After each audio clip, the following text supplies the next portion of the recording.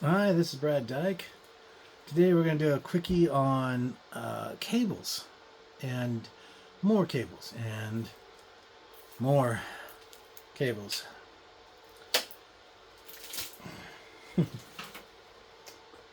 Well, the reason why I'm talking about cables is because I've got some people out there who are talking to things and they have these really pretty, nice looking LED lit up cable layouts and as exact millimeter lengths and all of this. And I'm like, wow, that's nice. Don't touch it. Just leave it alone. It's pretty.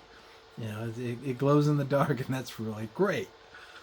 But when I look at that and I think to myself, can I practically, in any way, shape, or form, use that guy's home lab wire setup? No, not even close. You see, the thing about cable management is it is just that. You're managing cables, not just connectivity. Cables. So on and so on.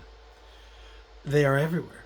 They're KVM cables, they're USB cables, they're network cables, they're fiber optics, they're GBIC bridges, they're you name it. It's out there. So what do you do? I mean, how you can do two things, right? You can only put everything in exactly as it is and just leave it alone. If you're gonna add anything else, add something new to what you already have, but don't change what you've got.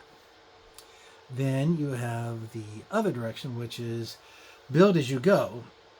But I'm going to offer to you guys a third suggestion.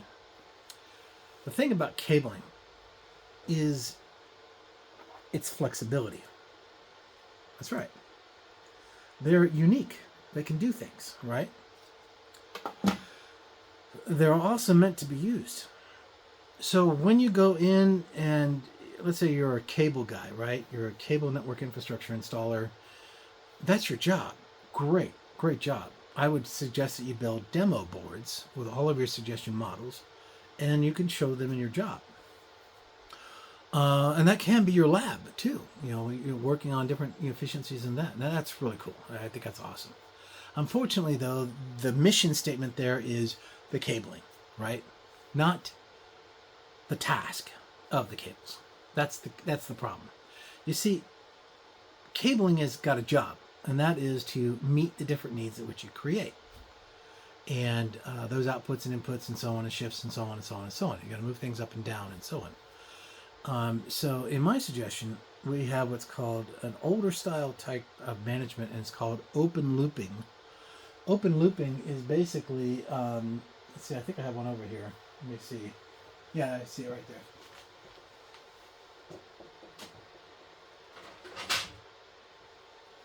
Open looping is loose management. As you can see, this is a loop, right? And the ease of installing the cabling and removing the cabling is very easy.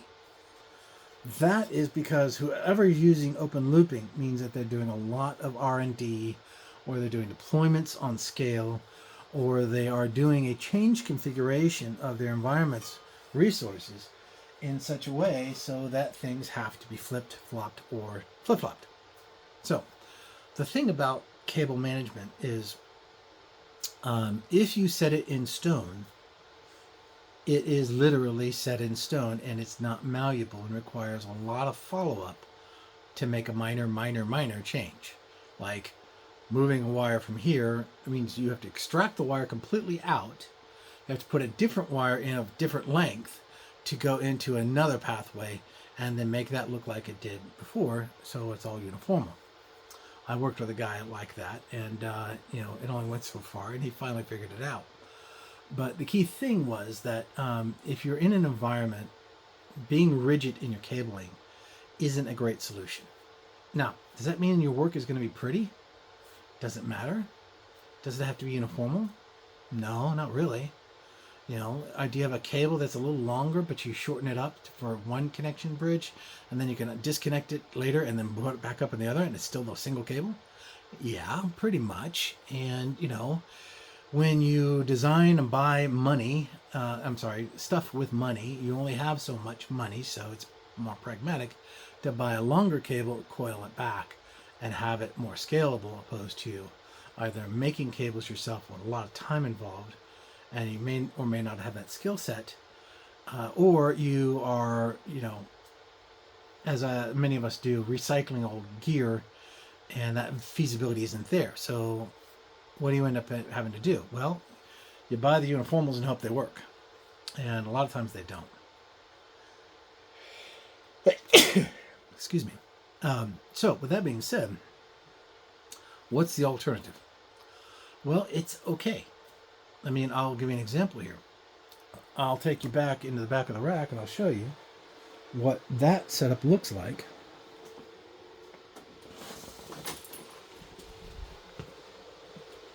And as you can see, it is uniformal to a degree. And, the outputs, have symmetry. I mean, we're not being heathens here. We can do that. And then back here in the environment, I have what's called open standing wiring. Open standing wiring means that I can pull it back very quickly and put it right back into place in a different format. So I've taken a lot of the cable managers out and chose to localize cable management with zip ties and or twist ties, because twist ties are surprisingly reusable. Why not? We take the time and we set everything in place. We still secure stuff so that it is, it's still flexible. I don't know why that's doing that. It shouldn't be doing that. And all in all, the environments are fairly consistent. They have a pattern. They flow out correctly. And they get you to where you need to be, but they also work within the range of what you've got available. So, here I have my cable manager. It's open-ended as well with a loop in the back. And over here I have another one, but this one's got the shell cover on it. And it's for the 10 gig architecture. And then again, I have another switch, which is another 10 gigger right here, which is offline right now. And again, I have yet another switch, which is my old Nortel switch. And that was, and still is, a very usable switch. But I'm not letting it run right now because those upper levels, these are all the Pi and cluster pairs up here, are running on this switch. And this one is just in a standby mode right now. But the key thing about open standing cabling is it might not be pretty. It doesn't really matter. You only have so many resources, and it would be really great to see LEDs and all of that, and glows and this and glows and that, and so on. And the ultimate reality is the fact that if I have to go in and I'm going to do a reconfiguration of 3-tier models, that means switches, storage, and servers. I have to do 5 samples. I'm reconfiguring these things 5 times in a single session for 5 samples. That is at a 6-hour window. So to make that more efficient, I do what's called long hauling my cables, and I coil them up when I don't need the extra length, and I secure them and I clap them in. I do what I got to do, and then I'm ready to unconnect them, let out the length a little bit, and move it over to the alternate switch state, and then I do it again.